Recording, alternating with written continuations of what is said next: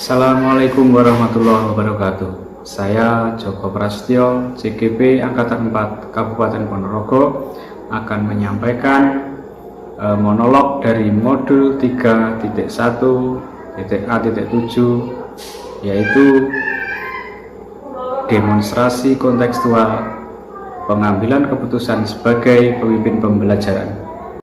Yang pertama adalah bagaimana nanti saya akan mentransfer apa yang saya dapat dari program guru penggerak ini terhadap lingkungan sekolah saya.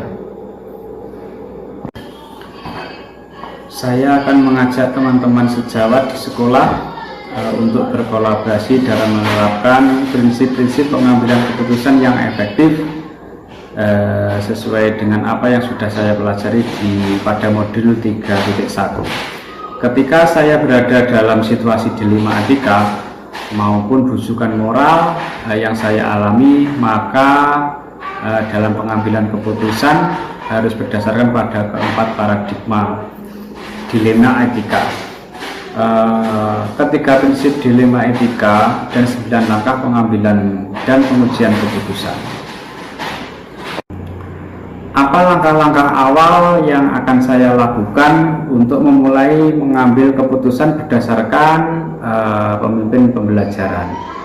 Langkah-langkah awal yang akan saya lakukan untuk memulai pengambilan keputusan berdasarkan pemimpin pembelajaran adalah sebagai berikut.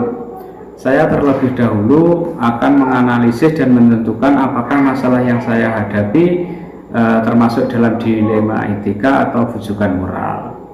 Kemudian saya akan menentukan paradigma apa yang ada pada permasalahan tersebut.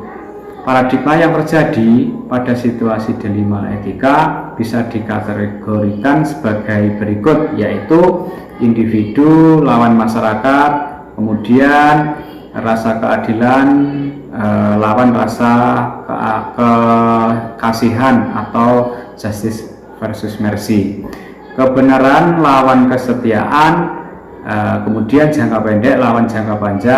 Kemudian saya akan menentukan prinsip yang akan digunakan dalam pengambilan keputusan. Prinsip-prinsip yang dimaksud yaitu prinsip berpikir berbasis hasil, prinsip berpikir berbasis rasa peduli, dan prinsip berpikir berbasis peraturan.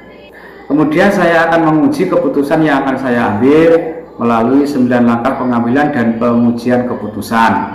Langkah-langkahnya adalah sebagai berikut, yaitu menentukan nilai-nilai yang bertentangan pada permasalahan yang sedang dihadapi. Kemudian menentukan siapa saja yang terlibat dalam situasi tersebut. Selanjutnya menentukan fakta-fakta yang relevan dalam situasi tersebut. Kemudian pengujian benar lawan salah dalam situasi tersebut. Melakukan uji legal, yaitu menentukan apakah ada aspek pelanggaran hukum.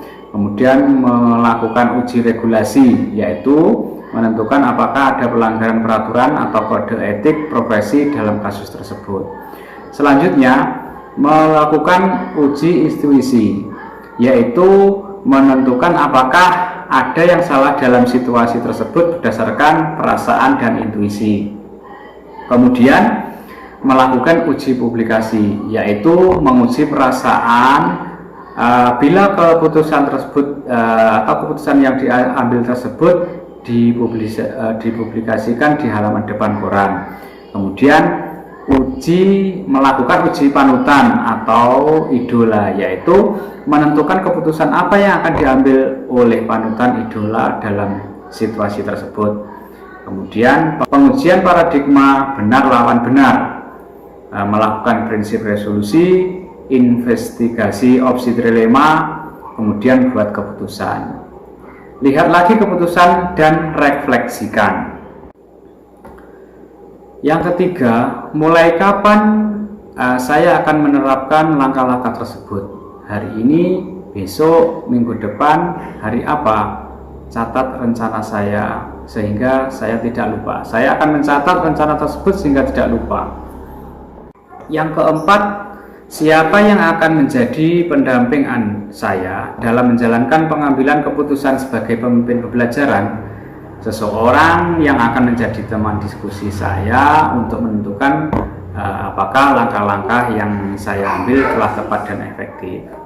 Dalam menjalankan pengambilan keputusan sebagai pemimpin pembelajaran, saya tentu tidak bisa sendiri, karena saya juga masih belajar bagaimana cara menerapkan ilmu pengetahuan baru ini, dan masih harus berlatih dalam mengambil keputusan berdasarkan 4 paradigma: dilema etika, 3 prinsip dilema etika, dan 9 langkah pengambilan dan pengujian keputusan. Oleh karena itu, saya membutuhkan rekan sejawat yang juga rekan sesama guru penggerak sebagai teman diskusi untuk menganalisis dan menentukan apakah langkah-langkah yang saya ambil telah tepat dan efektif.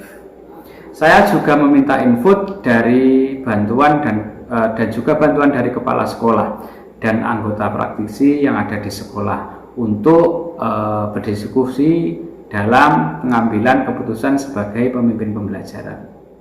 Demikian monolog dari modul 3.1.A.7, yaitu demonstrasi kontekstual pengambilan keputusan sebagai pemimpin pembelajaran. Semoga bermanfaat. Salam guru penggerak.